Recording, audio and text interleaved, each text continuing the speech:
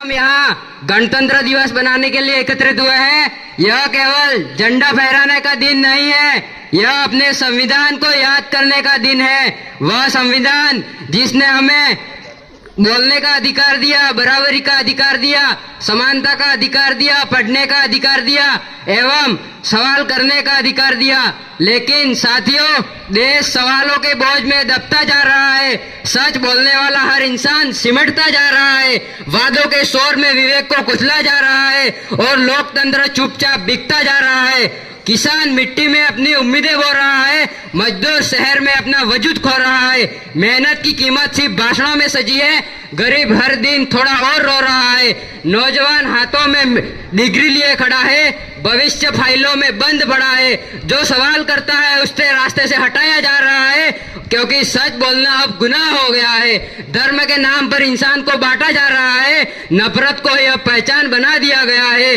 देश दुश्मनों से नहीं टूट रहा, आज देश अपनों से ही अब टूटता जा रहा है। साथियों, आज देश का युवा बदलाव चाहता है। वह गलत को गलत कहने का साहस रखता है।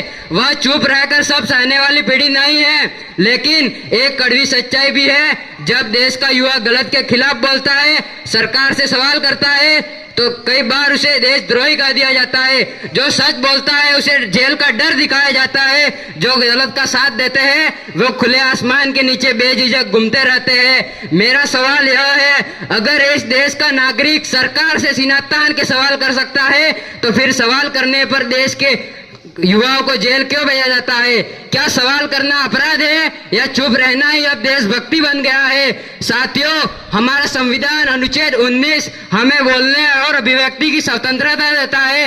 लोकतंत्र में सवाल करना गुनाह नहीं बल्कि जिम्मेदारी है। देशद्रोही वो नहीं जो सवाल करते हैं, देशद्रोही वो है जो गलत को देखकर चुप रहते हैं। आज एक छोटा सा पुलिस मामला किसी भी युवा से उसकी सरकारी नौकरी छीन लेता है, उसकी मेहनत, उसके सपने सब कुछ खत्म कर देता है। लेकिन बात जब देश के नेतृत्व की आती है तो ऐसे नेताओं की गिनती तक कम हो जाती है जिसके नाम कोई भी मुकदमा ना हो। क्योंकि आज की कड़वी सच्चाई यह है, जितने ज्यादा पुलिस मुकदमे उतने बड़े राजनीतिक पद। अंत में मैं बस इतना ही कहना चाहता हूं कि संविधान ने हमें अधिकार नहीं दिए बल्कि सोचने, बोलने, पढ़ने, समानता और सही के साथ खड़े होने की ताकत दी है। यह हमारी जिम्मेदारी है कि हम इन अधिकारों को सिर्फ किताबों तक सीमित न रखें बल्कि अपने आचरण, साहस से उन्हें जीवित रखे। पढ़े, समझे, सवाल करे, क्योंकि जागरूक नागरिक ही मजबूत लोकतंत्र की नींव होते हैं। अगर आज का युवा सही दिशा में चल पड़ा तो आने वाला